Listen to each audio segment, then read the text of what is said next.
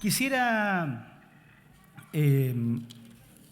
recordar para quienes no son habituales de nuestros servicios o informar para quienes están por primera vez que estamos en una serie de sermones que se fundan en una lectura correlativa de la carta de Pablo a los Corintios, la primera carta de Pablo a los Corintios. Hoy vamos a leer en el capítulo 5 de la primera carta de Pablo a los Corintios. El capítulo 5 entero va a ser objeto de nuestro análisis, pero vamos a leer inicialmente solo los versículos 6 al 8. Primera Corintios, capítulo 5, versículos 6 al 8. Leo.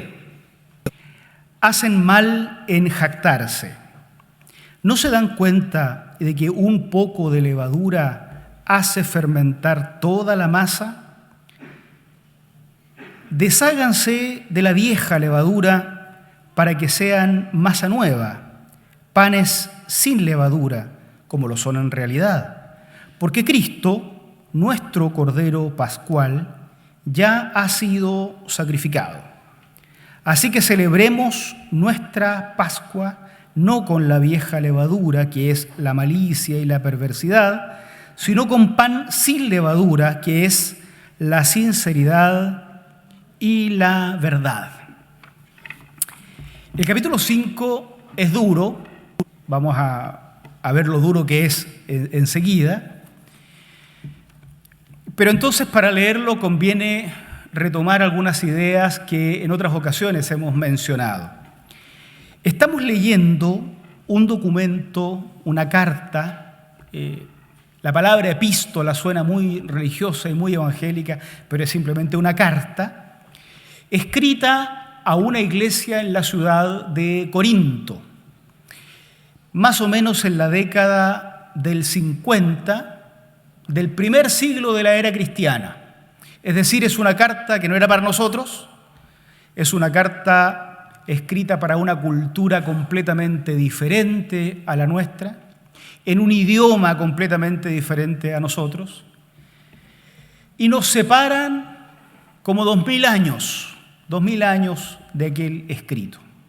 Entonces nos estamos metiendo tratando de entender un documento que no era para nosotros. El trabajo que hay que hacer entonces es un trabajo arduo. Hay que tratar de entender el texto en lo que dice en su época, en el impacto que tiene en su época, y luego tratar de comprender cómo esto impactaría o impacta nuestro tiempo y nuestra vida. El apóstol Pablo está confrontando situaciones concretas en esta iglesia de Corinto, como digo, en la década del 50 del siglo I. Al confrontar estos conflictos, expone los conflictos y entrega soluciones o entrega propuestas de resolución de esos conflictos. Nosotros intentamos evitar entrar en los caminos por donde entró la iglesia en Corinto e intentamos recuperar el consejo de Pablo también para nosotros. En la sección de hoy, Pablo hablará a la iglesia de Corinto y también a nosotros acerca de la importancia de hacer una iglesia caracterizada por la sinceridad y por la verdad. Verdad y sinceridad. ¿Cuál es el problema en Corinto? ¿Cuál es el conflicto que enfrenta el apóstol y que ocasiona esta respuesta? Miren los primeros 5 versículos del capítulo 5 de la primera carta. 1 Corintios 5, del 1 al 5. Este es el tema. Es ya del dominio público que hay entre ustedes un caso de inmoralidad sexual que ni siquiera entre los paganos se tolera, a saber, que uno de ustedes tiene por mujer a la esposa de su padre, y de esto se sienten orgullosos. ¿No debieran más bien haber lamentado lo sucedido y expulsado de entre ustedes al que hizo tal cosa? Yo por mi parte, aunque no estoy físicamente entre ustedes, sí estoy presente en espíritu y ya he juzgado, como si estuviera presente, al que cometió este pecado. Cuando se reúnan en el nombre de nuestro Señor Jesús y con su poder yo los acompañe en espíritu, entreguen a ese hombre a Satanás para destrucción de su naturaleza pecaminosa, a fin de que su espíritu sea salvo en el día del Señor. ¡Wow! ¡Qué problemón el que tiene la iglesia de Primera a los Corintios! Y qué dura la respuesta de Pablo. No sé si todos han superado el problema que tenían con Pablo. Pablo no nos caía bien del todo hace algún tiempo y hemos luchado para ver si nos reconciliamos con el apóstol. Pero acá muestra una faceta dura. Vamos a tratar de desmenuzar este tema. ¿En qué consiste el problema de la iglesia en Corinto hace 2000 años, una iglesia en particular, que suscita la respuesta de Pablo, el consejo de Pablo, el análisis de Pablo, análisis que será lo que nosotros vamos a tomar para nosotros hoy día también? ¿Cuál es el problema? Una persona de la iglesia cohabita, hace vida marital con quien habría sido o había sido la esposa del padre. No es un caso de incesto propiamente tal, no está viviendo con la madre, existe en griego la palabra para madre, pero no está presente acá. Tampoco está conviviendo con la madrastra, la actual esposa del padre, porque también existe en griego una palabra para eso y no está presente acá, sino que probablemente pudiera haber sido que el padre ha muerto, pudiera haber sido que el padre está ya divorciado y él vive o convive con la que había sido la esposa del padre. Eso, desde el punto de vista de las normas judías y desde las normas greco-romanas, está prohibido. Había normas explícitas, hay filósofos que escribían en la época circundante al texto acerca de este tipo de inmoralidades, se llamaban, conductas que atentaban contra la moral o contra las buenas costumbres de la sociedad de la época. No solo era un tema sexual, no solo era un tema moral, estaban en juego cuestiones como la herencia, cuestiones como el orden establecido en la familia regida por el Imperio Romano, de tal manera que la sociedad de la época repudiaba todo esto. Se esperaba que la iglesia tuviese una conducta y un comportamiento que al menos superara, en términos de virtud, superara lo que la sociedad simplemente aceptaba como norma. Y entonces Pablo dice, entre ustedes hay una persona que comete o tiene este comportamiento que ni siquiera en la sociedad es permitido.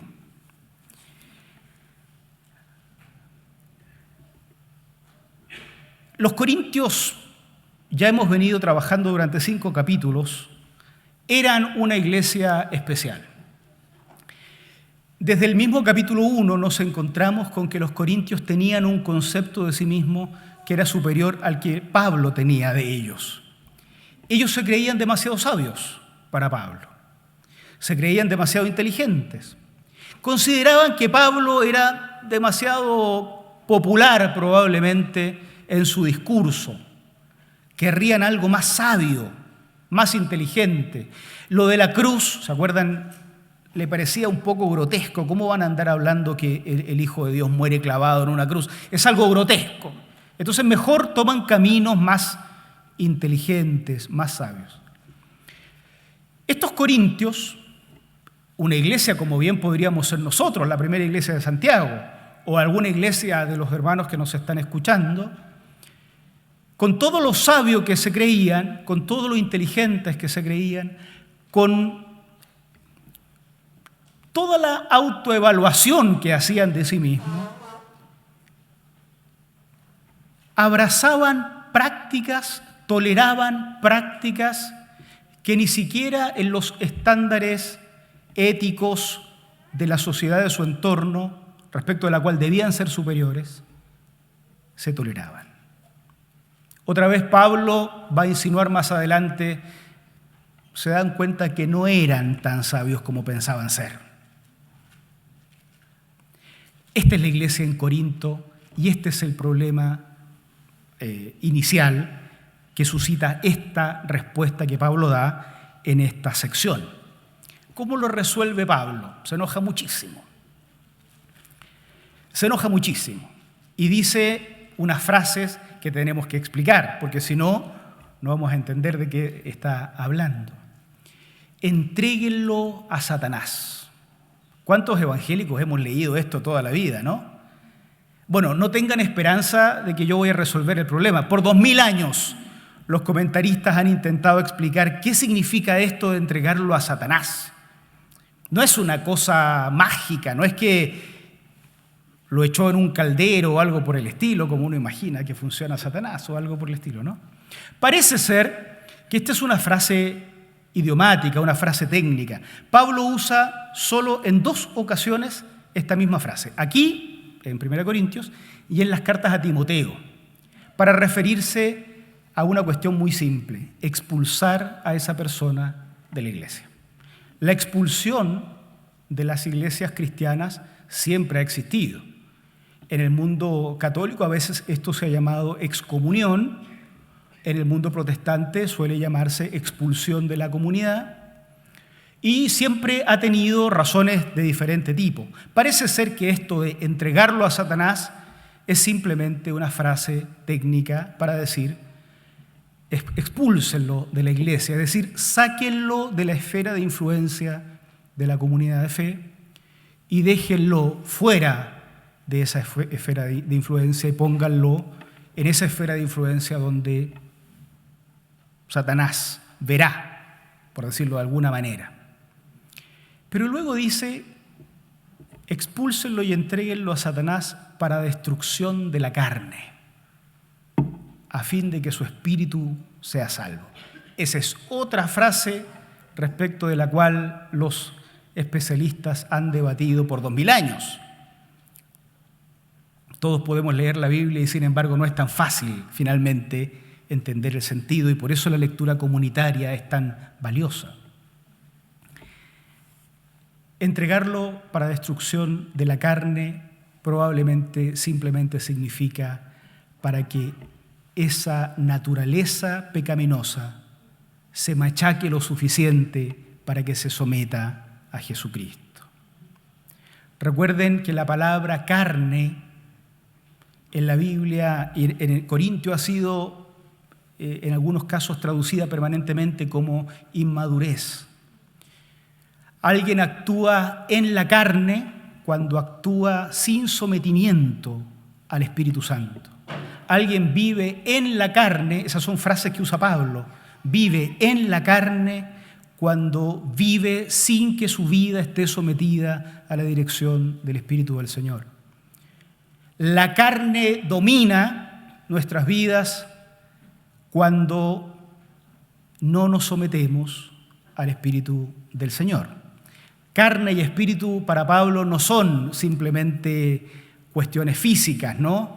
No es que la carne sea el mucho peso o el menos peso, no es eso. Carne tiene que ver con aquello que nos domina cuando no nos domina el Espíritu del Señor. Entréguenlo a Satanás, expúlsenlo de la iglesia para que la carne tan poderosa en su vida en este tiempo se destruya y en esa destrucción de la carne su espíritu sea salvo. Pablo tiene serios problemas con la carne en los corintios. O dicho al revés, los corintios tienen serios problemas con su carne, con su carnalidad, con su falta de sometimiento a la dirección del Espíritu Santo. Y eso va a ser tematizado permanentemente a lo largo de todo el libro y nos vamos a encontrar con eso siempre. Y en cuanto Pablo empieza a hablar de esto, nosotros empezamos a pensar, ¿y cómo estamos nosotros? ¿Qué tan sometidos estamos nosotros al Espíritu del Señor? ¿O qué tan sometidos estamos nosotros a nuestro propio dominio, a nuestro propio ego, a nuestro propio orgullo, a nuestra propia adoración? Bueno, ese es el problema en Corinto. Una persona que tiene un comportamiento que ni siquiera dentro de los estándares éticos de la sociedad se tolera, pero que la Iglesia parece ni siquiera tomar en cuenta. La Iglesia está ciega frente a este comportamiento y probablemente sea porque esa persona vive en la carne, por usar la palabra paulina, pero seguramente la Iglesia también evalúa las cosas, ya lo ha dicho antes, carnalmente. Por eso no es un problema para la Iglesia, aun cuando para el resto de la sociedad sí lo es. Pero lo peor de todo está en el versículo 2. Miren ustedes. Y de esto se sienten orgullosos. No solamente se tolera un comportamiento escandaloso, no solo por una cuestión sexual, ya he dicho que se trata de algo que incluso dentro de los estándares no muy morales del mundo greco-romano era escandaloso, sino que además se sienten orgullosos. Esta es una iglesia que no solo tolera el pecado, sino que lo aplaude.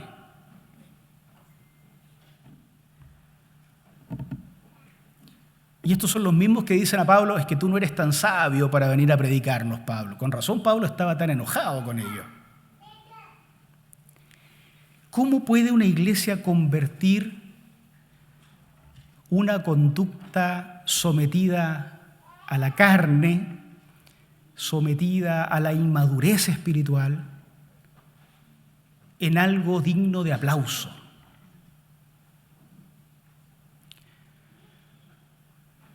¿Cómo podríamos nosotros, la Iglesia Primera de Santiago, la Iglesia de Providencia, los hermanos y hermanas, los pastores y pastoras, o los hermanos y hermanas que nos ven desde otros lugares, tener conductas carnales, no necesariamente esta de tener a la mujer del padre, conductas carnales de otro tipo, tolerarlas y más encima sentirnos orgullosos, jactarnos por lo carnales que somos? Probablemente habría que no ser muy consciente de lo carnales que estamos siendo para aplaudir nuestra carnalidad. ¿Cómo resuelve Pablo el tema? Viene en el versículo 6, esto fue lo que leímos al comienzo. Lo hace con amor. Es duro al comienzo, Pablo suele ser duro. Hay cosas que lo enojan mucho a Pablo. A nosotros también, cosas que nos enojan mucho. Pero él es apóstol y nosotros no. Así que nosotros tenemos que desenojarnos rápido. Hacen mal en jactarse. Lo primero que hay que decirle a los corintios: lo que están haciendo está mal. No está bien, no importa cómo lo justifiquen. Está mal. Hacen mal en sentirse orgullosos, en jactarse de lo que están haciendo. Hacen mal en tolerarlo. No se dan cuenta de que un poco de levadura hace fermentar toda la masa, y entra en una metáfora ahora que es muy interesante. Yo no me las voy a dar de que me las sé. Yo he leído nomás de hacer pan. Pero algunos de ustedes que saben más que yo lo disfrutarán mejor. ¿No se dan cuenta de que un poco de levadura hace fermentar toda la masa? Un poco. Eidis, ¿cuánto era? 5 gramos de levadura para 1 kilo. Un poco de levadura hace fermentar toda la masa. Desháganse de la vieja levadura para que sean masa nueva, panes sin levadura, como lo son en realidad. Porque Cristo, nuestro Cordero Pascual, voy a explicar esto porque esto es chino, probablemente para quienes no han leído esta historia antigua, Cristo, nuestro Cordero Pascual, ya ha sido sacrificado.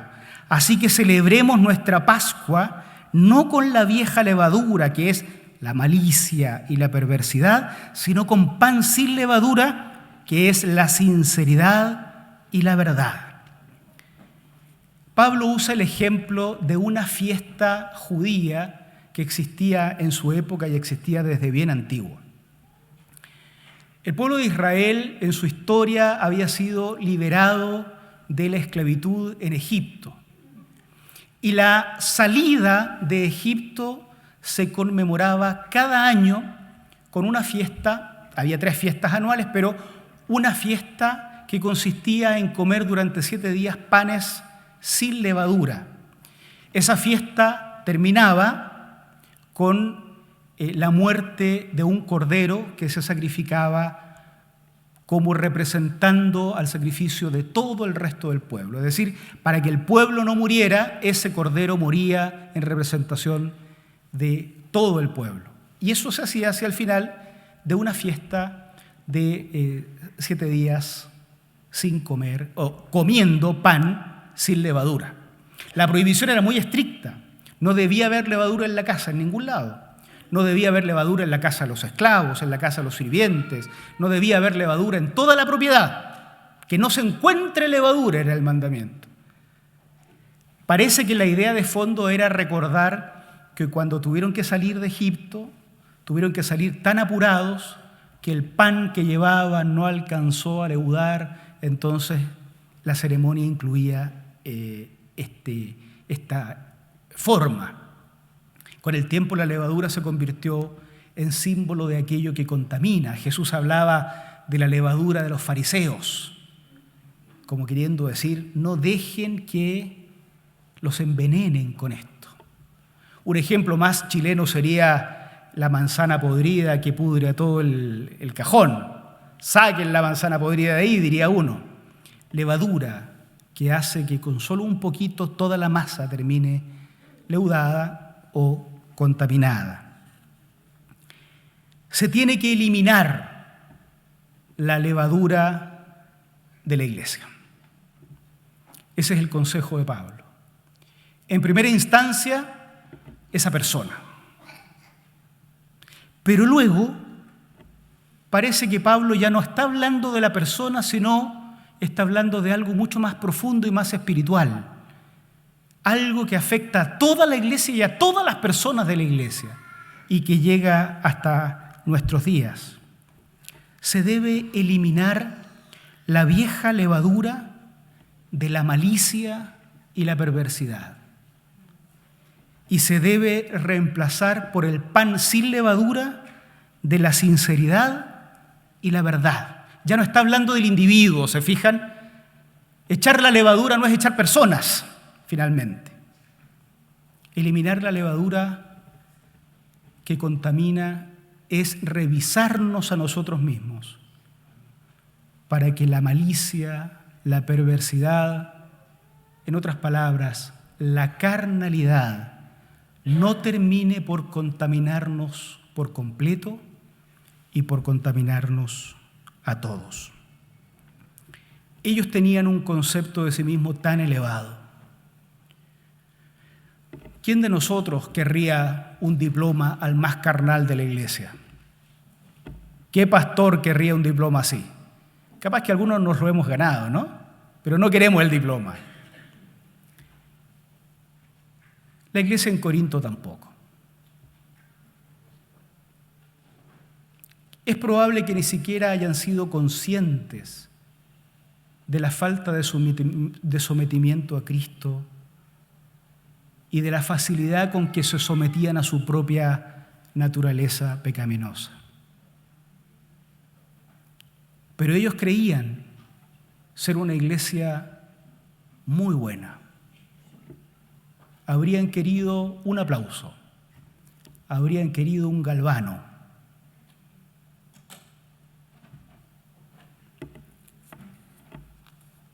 Sin embargo, son llamados, y nosotros también, a purgar esa levadura que puede terminar contaminando a todos nosotros, pero también a toda una iglesia. Termino con unas consideraciones finales. La presencia de la carnalidad, o dicho en mejor castellano todavía, la dificultad para someternos al Espíritu del Señor, que todos nosotros tenemos, es un dato. Eso es un dato. Luchamos los pastores, las pastoras, los diáconos, las diaconisas, los líderes, los músicos, los de la administración, los que están ahí sentados, los que están conectados por internet también. Luchamos con nuestra naturaleza caída, que quiere servirse a sí misma, que quiere ensalzarse a sí misma, que quiere aplauso, que quiere reconocimiento, que quiere gloria, que quiere honor. Luchamos. Porque la propuesta siguiente es la de caminar con una cruz encima, caminar hacia la muerte, caminar hacia la cruz, como Jesucristo. Esa es la oferta del Espíritu. Luchamos contra eso porque no queremos, nos resistimos a morir. Es casi lógico. Por eso es un dato. Pero nuestra carnalidad, aunque fuera un dato, no debe aplaudirse. No debiéramos llegar a un punto en que dijésemos, bueno, mire, todos somos pecadores, ya, no me controlen. Todos somos carnales, aguanten mi carnalidad, protéjanme. Además soy hijo ilustre de tal o cual iglesia. Aguántenmela. A veces he pensado por qué una iglesia como Corinto habrá protegido a ese personaje que hasta desde el punto de vista de la sociedad romana tenía mal testimonio. ¿Qué tan importante era dentro de la iglesia? No sabemos. Bueno, nuestra carnalidad también nos hace ese juego, pero no debe ser tolerado. Fíjense que como la levadura puede leudar toda la masa, nuestra falta de sometimiento al Espíritu o nuestra carnalidad también puede contaminarlo todo. La prédica puede hacerse desde la carnalidad. El canto puede hacerse desde la carnalidad. La administración de la iglesia puede hacerse desde la carnalidad. Todo lo que hacemos puede hacerse desde una falta de sometimiento al Espíritu del Señor. Todo. La construcción, todo lo que hace la iglesia, o puede hacerse en sometimiento al Espíritu del Señor. Por eso a Pablo le preocupa mucho que se tolere esto, porque esta iglesia tan sabia como era, no era consciente de que la tolerancia de aquello, tarde o temprano terminaría afectando la totalidad del comportamiento de la iglesia en Corinto, que ya tenía sus problemas. Pero si esto no se detectaba y frenaba a tiempo, todo podría dañarse. Nuestra carnalidad del siglo XXI, la nuestra, que seguramente no es el mismo caso de este personaje, también. Si somos autocomplacientes con nuestra falta de sometimiento al Señor, todos los ministerios en los que participemos, todos, podrían terminar siendo realizados sin sometimiento al Señor. No hay que dejar espacio para ese comportamiento. No hay que dejar espacio. Pero esto no significa volver a las prácticas de la iglesia vieja. De la iglesia vieja me refiero no a la iglesia antigua, me refiero a esa iglesia que perseguía personas, que tenía ojos por todos lados a ver quién cometía un error para castigarlo rápidamente y someterlo a algún proceso administrativo disciplinario. No, Eso nunca resolvió la carnalidad de la iglesia. Nunca. Debemos ser vigilantes en el sentido de ofrecer espacios para someter nuestras vidas al Señor, por un lado. Y por otro lado, exponerse a los espacios donde puedo someter mi vida al Señor. No sirve de nada que la iglesia se esfuerce en tener decenas de oportunidades para que crezcamos en la palabra, para que profundicemos y nos demos cuenta de cuán lejos estamos del Señor. Si no nos exponemos a esos espacios, debemos exponernos. Esa es la forma de purgar la vieja levadura. ¿Cuál sería la forma incorrecta? Que un grupo de iluminados nos paremos aquí adelante y empecemos a decirle a los hermanos que consideramos carnales que salgan de acá. Porque entonces otros iluminados se pararían y nos dirían a nosotros que salgamos de acá. Eso sería un error. La forma de purgar la levadura carnal es que nos expongamos a los espacios en que el Señor puede hacernos crecer. Que los creemos como iglesia, más y mejores espacios. Las pastorales, los jóvenes tienen que trabajar creando espacios para que la palabra del Señor se profundice. Las mujeres tienen que trabajar creando espacios de reflexión profunda. Las pastorales de música, los ministerios, las predicaciones, la educación cristiana, la enseñanza. Debemos generar espacios amplios, abundantes, pero luego de generar los espacios debemos exponernos a esos espacios, porque son espacios creados por la iglesia en que podemos, por la voz de alguien que esté ahí, darnos cuenta de cuánto estamos creciendo o cuánto no estamos creciendo. A esto es a lo que la semana pasada llamábamos la faz interior de la misión de la iglesia. Hablábamos de la doble faz. La iglesia tiene una misión hacia afuera de anunciar la excelencia del Señor, pero tiene una misión hacia adentro que es la de reflexionar respecto de qué tan excelentes somos nosotros. No se anuncia la excelencia desde la mediocridad. Entonces la faz que mira hacia el interior en la misión cristiana es la que nos permite preguntarnos si no será que la levadura lleva mucho ya leudándonos, si a lo mejor también nosotros tenemos una falta de sometimiento al Espíritu del Señor, en cuyo caso seríamos carnales y la carne tendría que ser destruida, como dice el apóstol.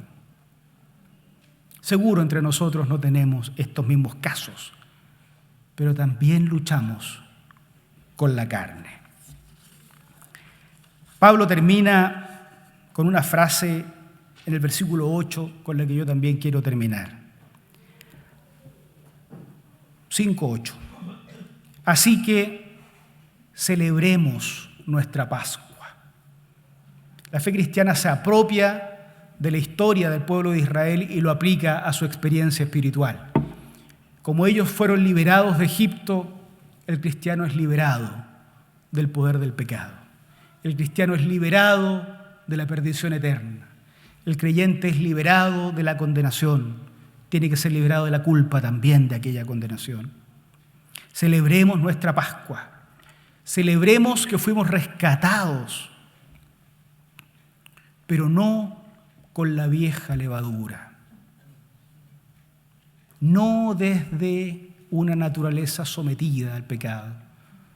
No desde la autoglorificación. No desde aquello que nos pide nuestra carne, en el sentido paulino, nuestro orgullo, nuestra vanagloria. No desde la vieja levadura que es malicia, que es perversidad. Hay malicia a veces en la iglesia. hay perversidad también, sino con el pan sin levadura. Y este pan sin levadura es la sinceridad y la verdad.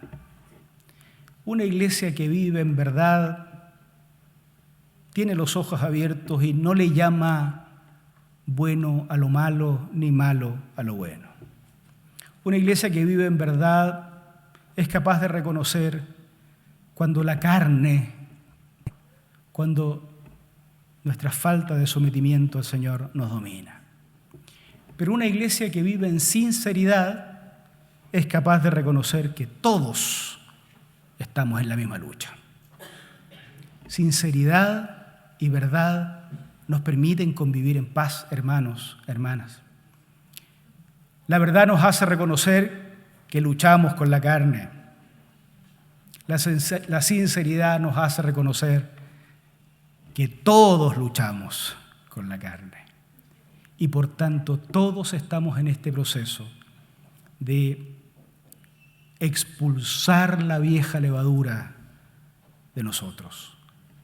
No expulsando personas, si no es necesario. Existe la disciplina en la iglesia, pero casi nunca es necesario llegar a eso, sino expulsar de nosotros esa falta de sometimiento que Pablo denomina carne. Que el Señor nos bendiga. Oramos. Pónganse ustedes de pie y oremos al Señor. Luego vamos a terminar cantando. Gracias por este tiempo, Señor, por la posibilidad de compartir este momento de canto, de adoración, de reflexión bíblica. Gracias por el culto, gracias por la iglesia. Nuestra sociedad requiere que seamos una iglesia, Señor, de la cual tú te sirvas poderosamente. Y queremos serlo. Estamos dispuestos, pero conoces muy bien que como la iglesia en Corinto, tal vez con otro tipo de carnalidades, también nosotros luchamos con nuestra naturaleza caída, que siempre tiende a separarse de ti. Con esta sinceridad y con esta verdad vamos a tu altar sin ocultar lo que somos, esperando misericordia, pero apelando también al poder de tu Espíritu Santo, para que nos transformes en hombres y mujeres que realmente seamos portadores de la buena noticia que nuestra sociedad necesita. Oramos en el nombre de Cristo Jesús. Amén. Amén.